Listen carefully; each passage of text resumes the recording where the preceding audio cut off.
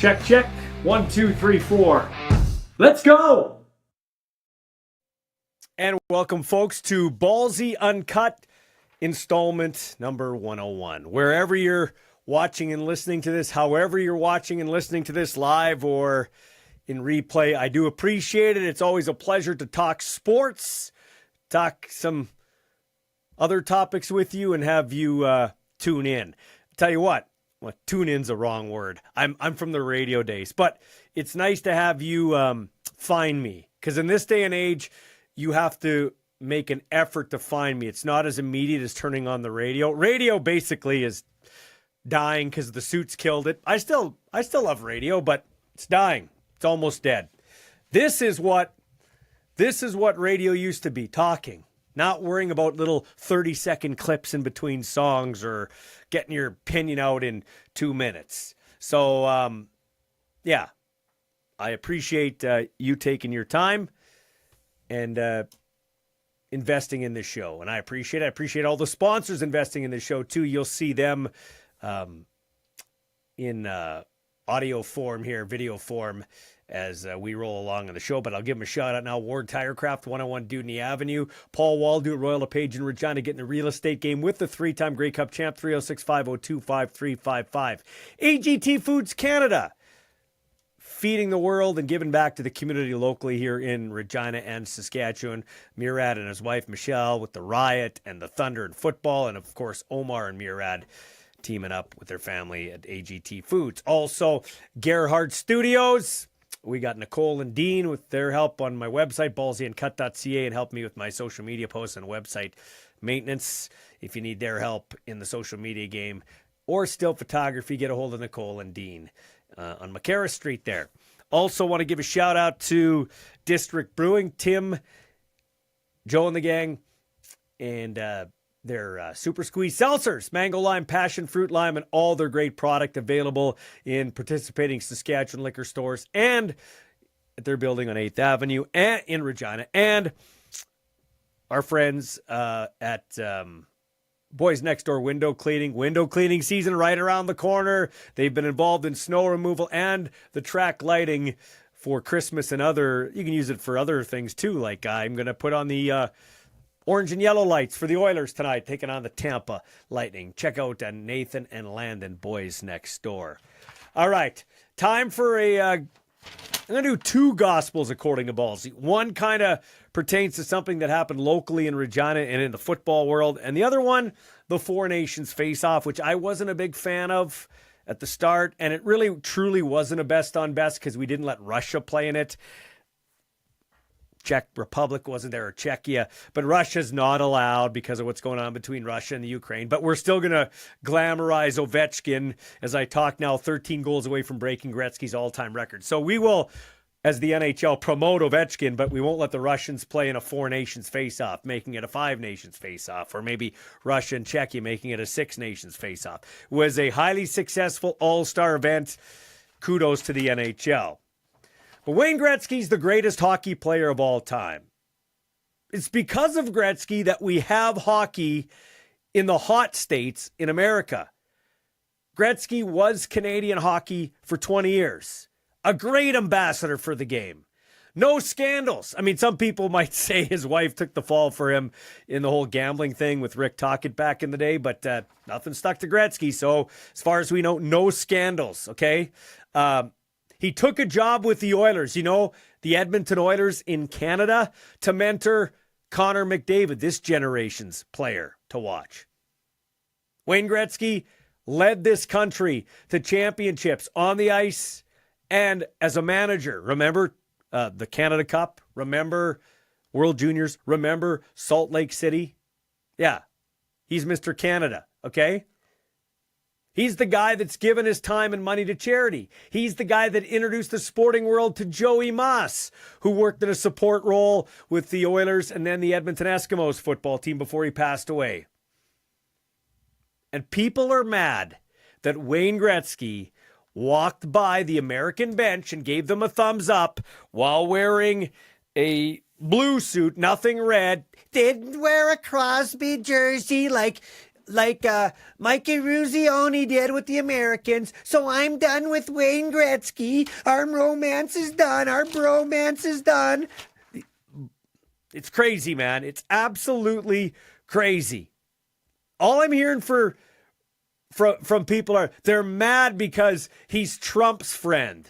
And because he hasn't come out and said, what he really thinks about Trump with his trolling of Canada and annexation and all that type of stuff. Well, first of all, it's none of your business what Wayne Gretzky thinks about what Donald Trump is saying. It's none of my business. If he wants to say something, he will. That's not a good reason to cancel him. That's not a good reason to not have him as the ambassador for that game, the representative for that game. They should have had Bobby Orr. Well, Bobby Orr's a Trump guy. Nobody's on Bobby Orr's case. Well, no, that's not true. People are on Bobby Orr's case, too, for being a Trump guy. Who cares who your friends are? Like, with regards to that. If your friend's a murderer or things like that, okay, I get it. Now, people say, this guy's a rapist, and this guy, he was never convicted of rape.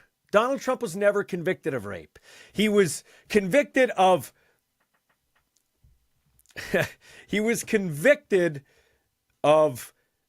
bad bookkeeping.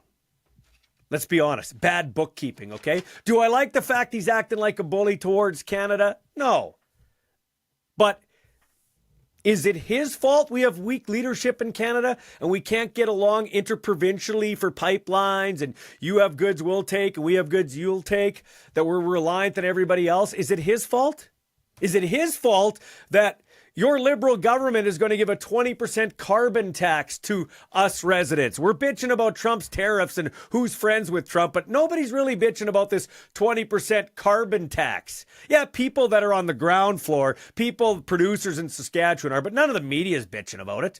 We're getting a 20% carbon tax on April 1st from our own government. Okay? We should be able right now to be having parliament, but it's prorogued because the Liberals need to get their new leader in place. All right? Nobody's complaining about that nationally. And don't even get me started on Jagmeet Singh, or I'd be here for a half an hour. This dude's at a press conference holding up potatoes and baby formula and talking about how two of these items cost $80. And my gosh, it's terrible. Cost of living is out of control. Well, listen here, you dumb shit. You're part of the problem because you propped up this government so you could have a pension. You're one of the biggest phonies going on. So let's not worry about Wayne Gretzky walking out by the U.S. bench, giving them a thumbs up because he's an ambassador. He's a broadcaster. He's friends with all these guys and their parent clubs. It has nothing to do with Canada and the U.S. Get out of here. Get out of here. Who cares? Let's blame Gretzky for daylight savings time, for cold February weather. Let's blame him for everything. This cancel culture is garbage. And it's part of the reason why, if I was voting in the States, I would vote for Trump. Do I like everything Trump says? No. Do I think he has faults? Absolutely. Everybody's got faults. Okay, if we want to get right down to it. And do I trust any politicians? Very, very few. But don't go blaming the greatest hockey player of all time, one of the great Canadians. When Wayne Gretzky dies, he better lie in state and we better put his face on a Canadian dollar. Get out of here. We'll have more of Ballsy Uncut right away.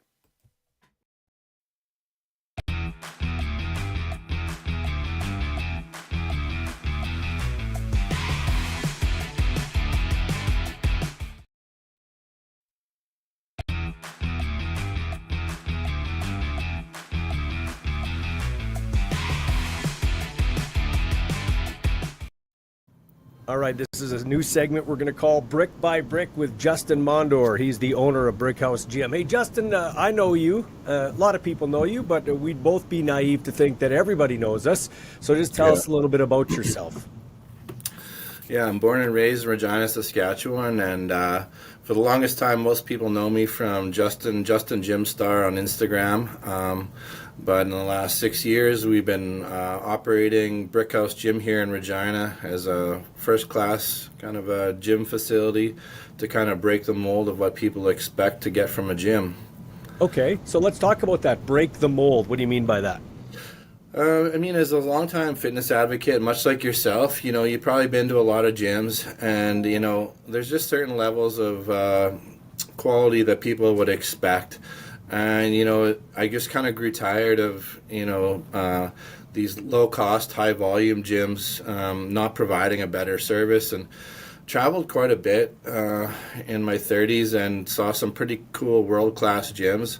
And I just always thought to myself, why Regina can't have something like this? So, that saying, if you build it, they'll come kind of scenario. Well, figured we could build something high class, high caliber, and the people are really loving it. So that's what we're all about. Yeah, now you used to be in the Crazy Kylie's old building there on Dewdney, but you moved to Osler now. I like it. It's more spacious. It's on one level, which is attractive. What do you like about your new facility? Yeah, it's definitely a lot bigger. It's over double the square footage. It's a quite a bit newer building as well, so I don't have the same kind of issues that come with a building that's over 100 years old. The space is great because we have our own parking lot too. There's a lot of things about it. I mean, when you own your own property too, you have the ability to customize it to your liking. In part of business, I like to think of myself a bit like an artist, and to be able to let that freedom kind of go in the space you create. So instead of being under a landlord's control of what you can and can't do, owning the property just lets you have that creative will to build out the space a little bit better. Mm-hmm. So let's talk. One thing I like about yours is top-notch equipment, and it's always clean. Just talk about those two aspects of the gym. Yeah, so the equipment was kind of the backbone of the business model. There's much like in the car business, there's different levels, right? So typically when we're saying the low cost, high volume gyms like the other chain gyms, they just go for the low cost stuff, which is fine. But then, again, with the model of providing something more exclusive, we were able to pick out some world-class equipment. Just provides a better result for the user, easier on the body, but provides better muscle gains. And then, so that being part of the equipment, and then the cleanliness it just comes down to quality control, right? We're here on hand all the time. We have a certain level of cleanliness that we expect. Much like if we put ourselves in the shoes of our customers, what would we expect from a place? There's nothing worse than going to something like a restaurant and finding things are dirty, right? It kind of grosses you out, and I don't think a gym should be any different. Yeah, for sure. Okay, so and you're big in the supplement world. You told me the other day you're kind of getting away from that because dieting supplements has been kind of trendy. Can you explain that to me there a little bit? Yeah, I mean, the thing is we're mostly dropping off the supplements to go back to our grassroots of selling clothing. Providing diet and nutrition advice is still important for us on the gym level, but there's a lot of good companies here in Regina. We've made up on a kind of a collaboration here with Supplement King to send our gym members to them for all their needs. They do a great job, and we're just going to kind of help them guide our users to their business. But the supplement business is tricky because there's a lot of brands that kind of come and go, and then you're also playing with the volatility of the markets as far as economy. The thing is supplements are a commodity, right? So whether it be protein, creatine, it kind of survives and thrives on what the world market is seeing. Specifically with creatine, we've seen some pretty wild shifts ever since COVID. The demand for creatine probably quadrupled, I think, almost overnight at that one point. So why is that? Because I've even got into creatine. Well, the fun fact is the world-renowned researcher for creatine lives right here in Regina. He actually works out of the U of R. His name's Dr. Darren Kandow. And there's just been a lot more research on what creatine really does. A lot of us think of it like, there's the faux pas that it's a steroid or, these weird stereotypes that they give it. But really, like when you drill down what a supplement really does for the body, and we realize that it does things like brain health, memory function, cognitive ability, suddenly that opens up a whole new world for people that are older, for women with bone loss and stuff like that. It's shown that it's really just helping everybody. And there was a thing too where they said, oh, you can't have it for kids under 18. That again is blown out of the water. So a lot of the old myths that we thought creatine did were just completely just false and almost just made up by somebody's non-existent expertise. Well, so, people think with weight guys, they think protein, creatine. That's the thing. So for a guy like me that's 52 years old, how does it help me to have creatine, both for my muscles or maybe up here like you were talking about? Yeah. So really, creatine is an overall body hydration, right? So, there's a fad right now too for electrolytes. Creatine is sort of like a form of an electrolyte, and if as we age, our body gets drier and it becomes harder and harder to replenish the hydration that the whole body has, right? So everything from top down, whether it's your eyes, your brain, your muscle tissue, your ligaments, tendons, everything thrives on water. So having those things hydrated can make you feel younger, can keep you sharper. They say like a dry brain is a bad brain, right? So when we see elderly people with dementia and Alzheimer's, a lot of it stems from the fact that their brains become dry and dehydrated. And it's not as simple as just drinking water and thinking you're good, There's a certain level to it where we have to force it in using these kind of supplements like creatine. And things like creatine, they are naturally forming in meats, especially like beef. But you physically just can't eat enough of it to get a supplement level of creatine in your body. So, hey, let me ask you, Justin, is there too much? Can you take too much creatine? Yeah, there's a level where you could become oversaturated. I was playing with a little bit of like a double dosing for a while. And you get almost too much cell volumization, where then you can get sort of almost like the muscle pumps get to be too much, and then but it's like anything. You could drink too much water and drown yourself, right? So having a proper dose is perfectly fine. So what they say is typically you want 0.3 milligrams per 1 kilogram that you weigh. So a typical average person, depending on their weight, can be anywhere from 5 to 10 grams. And at 10 grams, that's plenty. You wouldn't need any more. And at 5 is kind of your bare minimum. So if you're kind of new to it, I always recommend just starting with 5. And you could cruise at 5 milligrams for a long time without any issues whatsoever. So would you say creatine is the most, is that the baseline supplement? Is that something that everybody should be taking regardless of age, with it that are working out, I guess is what I'm saying? Whether you're working out or not, I'm actually if you're just trying to improve your health, but maybe you're an active person, maybe you just play golf and go for walks, people that have, say, bad knees, any of those kind of pains, it's a lot to do with dryness, right? Think about like a rope. If your muscles and tendons were like ropes, do you want your muscles to be smooth and elastic like climbing rope, or do you want them to be dry like baler's twine? Without the creatine, your body is like baler's twine, and then you have the possibility for ripping and tears and aches and pains, obviously. So keeping everything hydrated is just super important, right?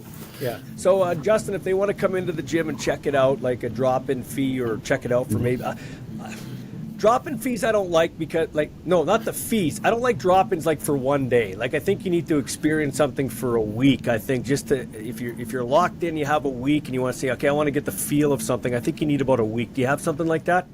Yeah, absolutely. That's actually how we do things specifically. people that travel do our drop-in fees, but like to get a true essence of what this gym feels like, we sell a 1-week trial pass for $24.99. We don't do it for free because, you know, there's that mindset, if you got it for free, you're probably not going to value it. So we do charge for our trials, but it allows a person to come 24-hour access and see, like, if you're an early morning person like yourself, if you're here at 6 a.m., we don't need to be here to let you in. You get your access fob, you can try out the gym and truly just immerse yourself in what the environment feels like. Get used to a few of the equipment, because we do have so much equipment that you'd never be able to try it all in one day. But yeah, kind of as simple as that. All right, this is Justin Mondour. This has been Brick by Brick. Check out his gym and the great community there, Brickhouse, Osler Street, Regina. Thank you.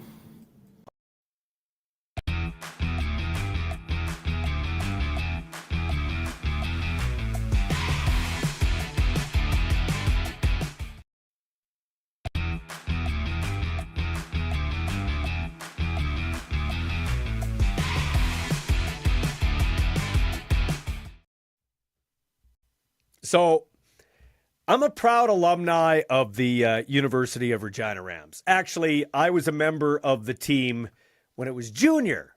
It's a neat team in the fact that half its history, or over half its history, well over half its history, is in junior football with the Regina Rams. And it's a university team, the only one of its kind in the country. And I love it. And I love the fact they went back to the White Horns this year. Okay? So, I want to say that. And the Rams name is important. It's why they kept the name, and they're the only University of Regina team not named Cougars. The team stood for hard work, dedication, and community. Many of our Ram alumni are community leaders, doctors, lawyers, electricians, cops, firefighters, jail guards, radio announcers, teachers, and the list goes on and on and on. But what happened the other night, where 2 players were arrested and charged with a number of drug, theft, and gun-related offenses in a crime ring, is terrible. Shame on Michael Jordan and shame on Tarek Polius. You brought a stain to your name, and even bigger than that, in my opinion, you brought a stain to the name of the Regina Rams. Polius was the best D lineman in Canada West, arguably the best D lineman in Canada West, and was set to go to next month's combine right here in Regina. But you can't fix stupid. And what those 2 dudes did, very, very stupid. Now, I like head coach Mark McConkey. He's a fine man and a class act.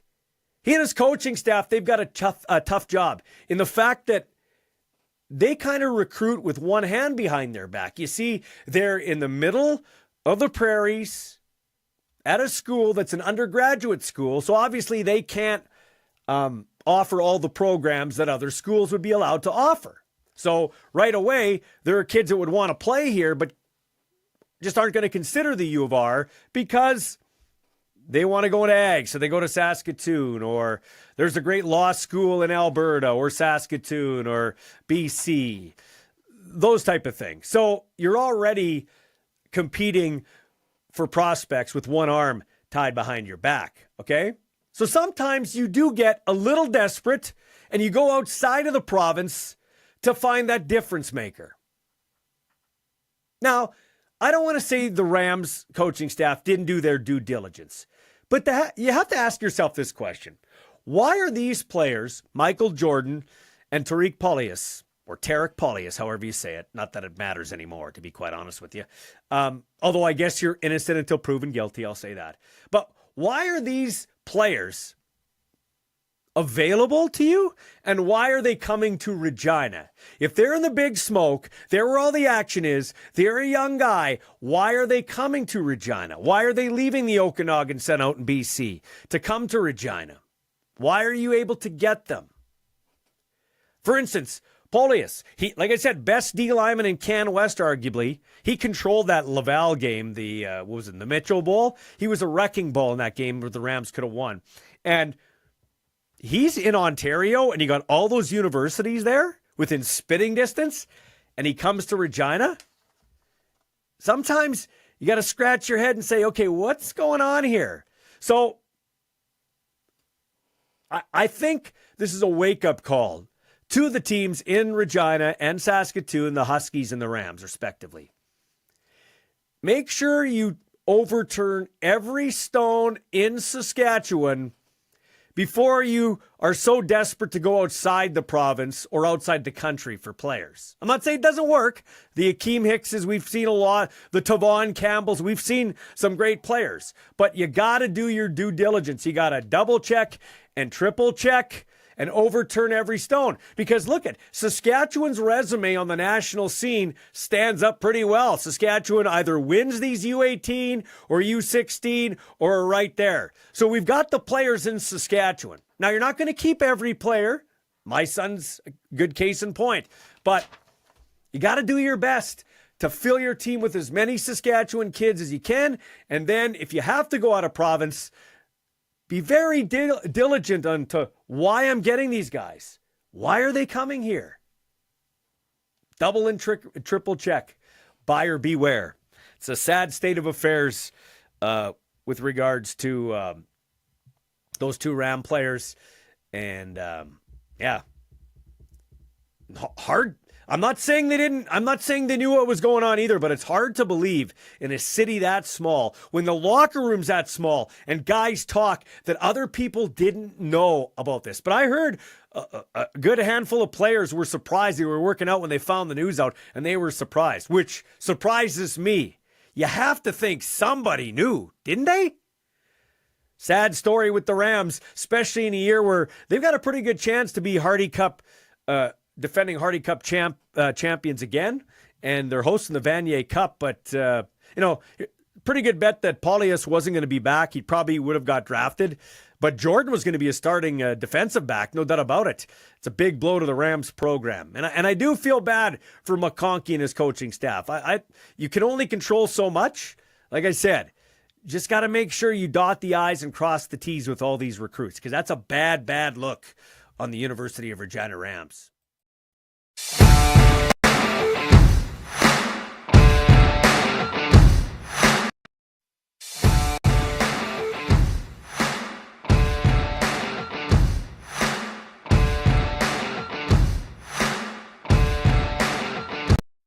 Well, if you went to the 2022 Grey Cup in Regina, you would remember this guy, Robbie Smith. He had a sack and a bogus penalty, and then ended up blocking the game-winning field goal for Winnipeg, and was, along with Chad Kelly and I guess Enoch Mwamba, a trio there as Grey Cup heroes. How are you, my friend?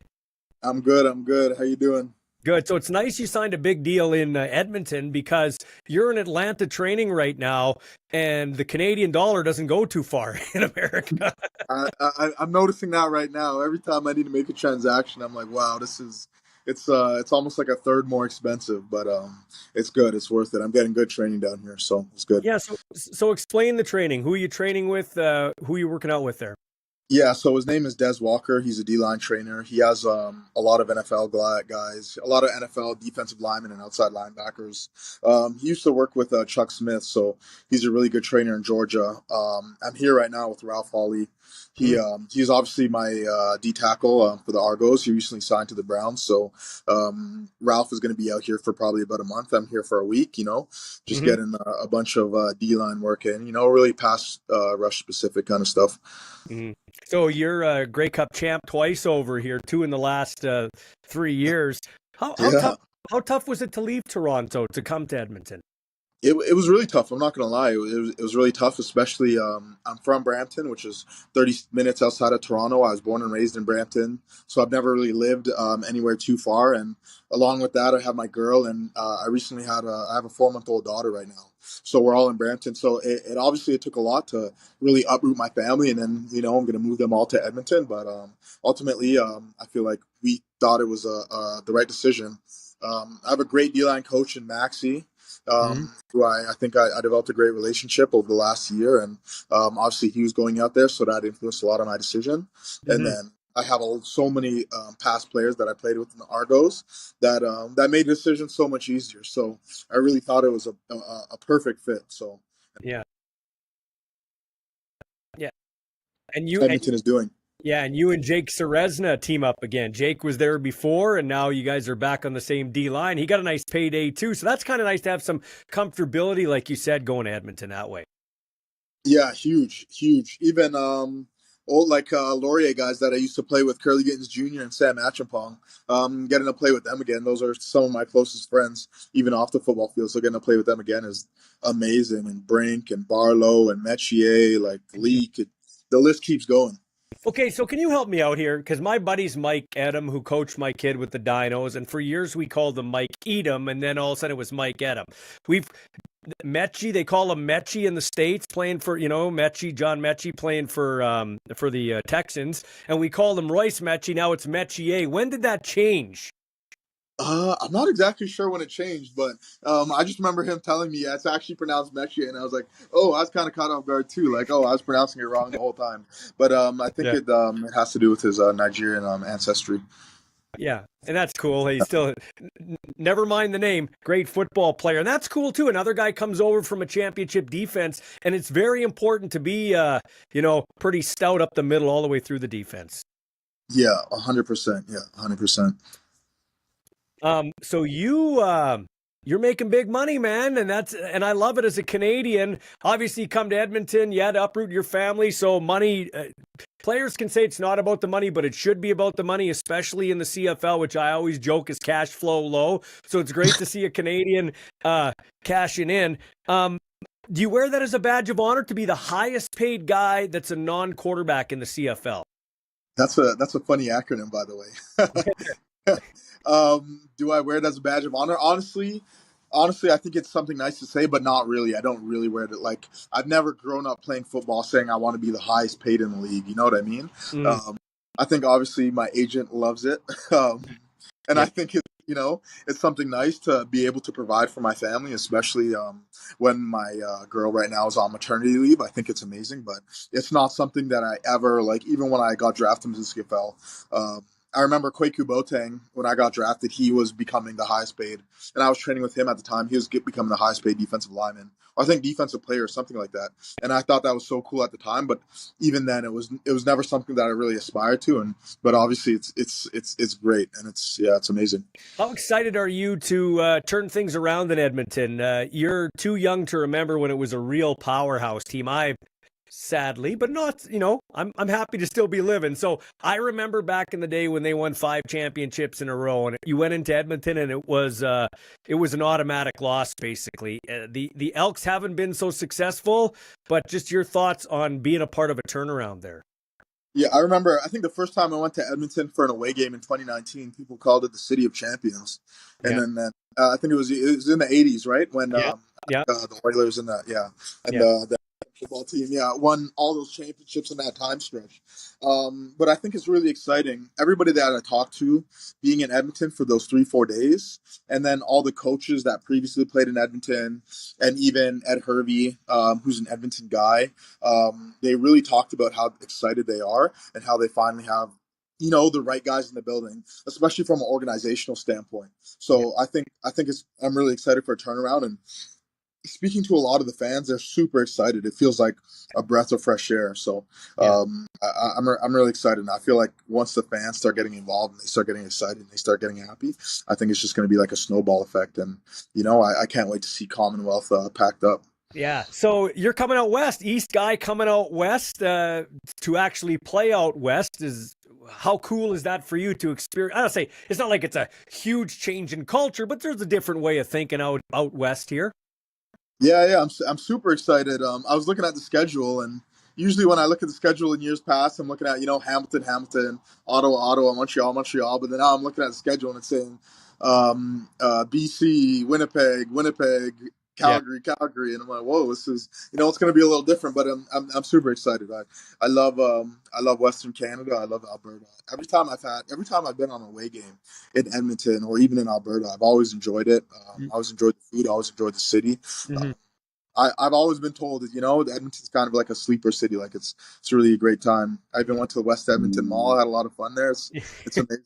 I like it out west. It's nice. Well, if you got a young family, the West Edmonton Mall water slides and the amusement park is the way to go. Believe me, I've thrown up a couple of times going around with my young kids back in the day who aren't so young anymore. Does Regina have a special place in your heart for what happened in 2022? That was really kind of your coming out party.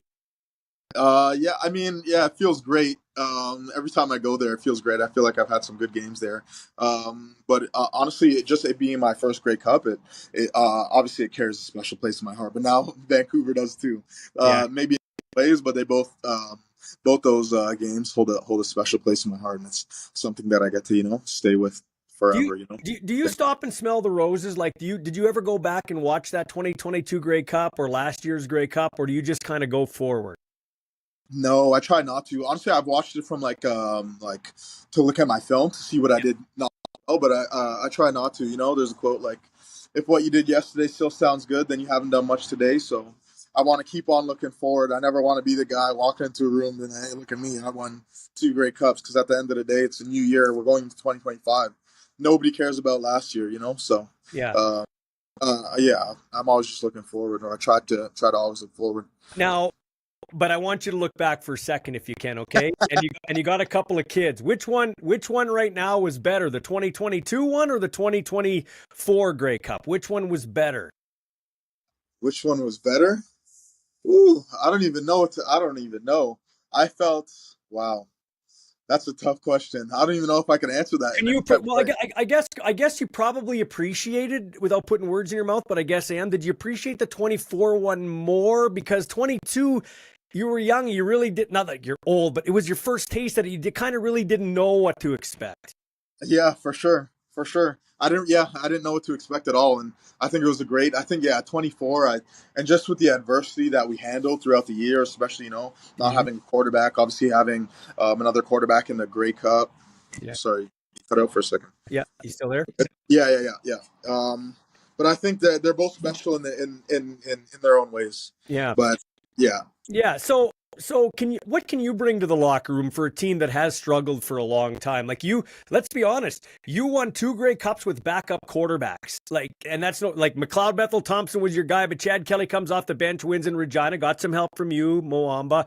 But then, this year, Nick Arbuckle, journeyman guy, comes off the bench, wins you the rest of the East Final in the Grey Cup. Like, just talk about how you could take that mentality into the Edmonton locker room. Yeah, I think me personally, what I could bring to that locker room is just the positivity and the consistency.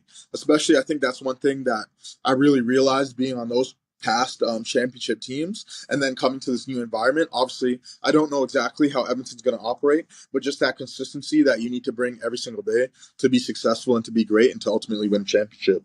We're seeing I think it's super important. Yeah, Sorry. No, that's okay, man. We're seeing a lot of younger coaches come in the league now, the Mark Killams and those kind of guys of the world. How does that play with a guy like you? Does, like younger athletes kind of relate better to younger coaching? How do you see it? I like it because I think younger coaches, especially like Killam, they bring a different type of energy and they bring a different type of enthusiasm to the game. So I think it's exciting, and especially like I'm sure you've been around. Like everybody says, Mark Killam is like a grade A top class guy. So I'm excited to work with him. Obviously, I've talked to him a bunch of times and I've met him. Mm-hmm. So I'm just so excited, and it feels like he's going to bring a new energy, a young energy into the room that I think players are going to be receptive to, especially yeah. So you had a breakout year. I apologize, a little bit of a internet lag here.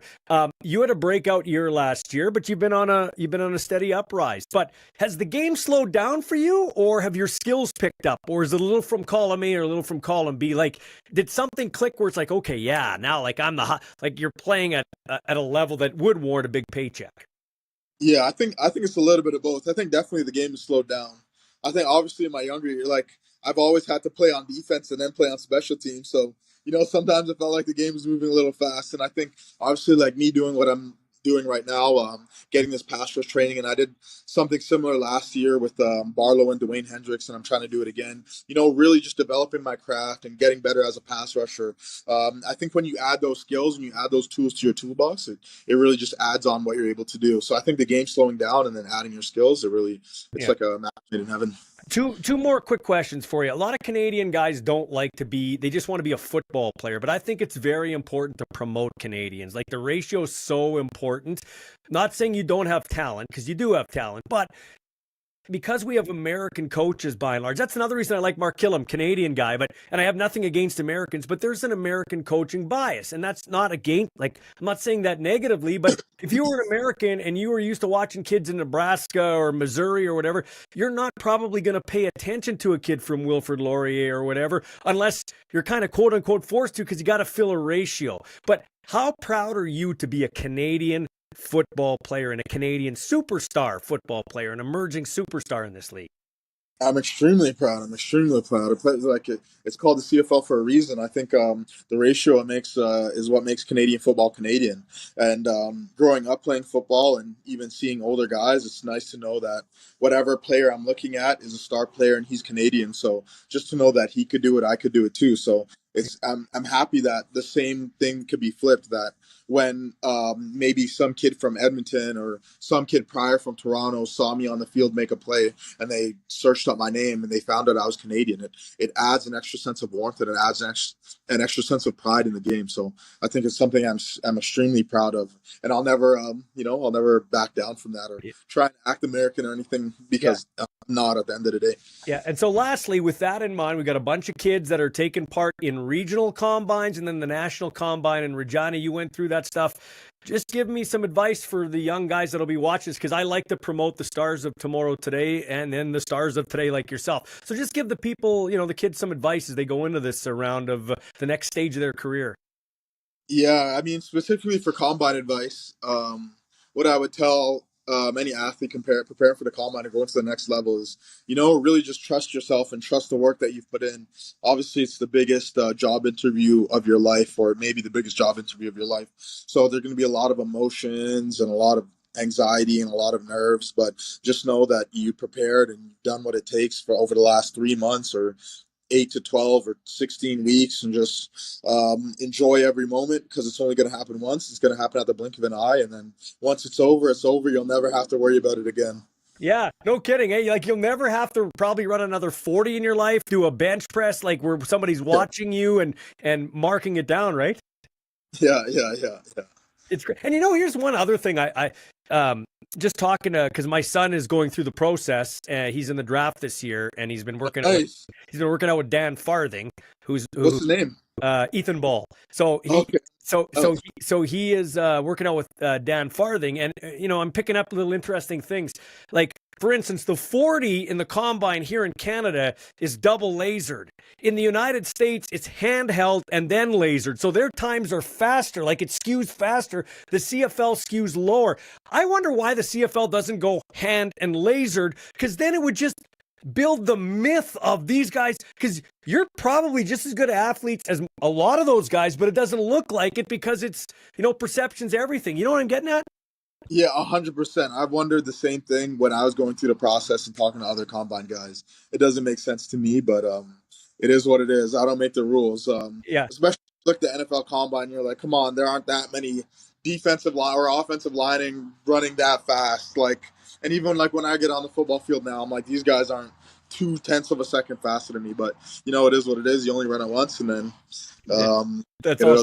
that's all she wrote. Okay, and before I let you go, I like to go underneath the helmet. Your wife's name is Jasmine Hector, and your kids' names are Naomi Smith. Just one daughter. Do you have another one coming, or no? Just one. No, just one. Okay, you got one kid. Okay, so I'm already telling you to have a second kid. Hey, I was told that they don't come too far behind, but we'll see about that. Well, you know what I've done? You can take my advice for what it's worth. I had my son and my daughter 2 years apart, so that I could I don't forget how to change diapers and do all the dad things. You know what I mean? Yeah. Hey, man. Thanks for your time. Enjoy your time in Georgia. Can't wait to see you in Elks colors. Sorry, I call them the Elkimos because I still think of them the Eskimos. We'll talk to you soon, Robbie. Thanks for your time. I appreciate it. Awesome. Thanks.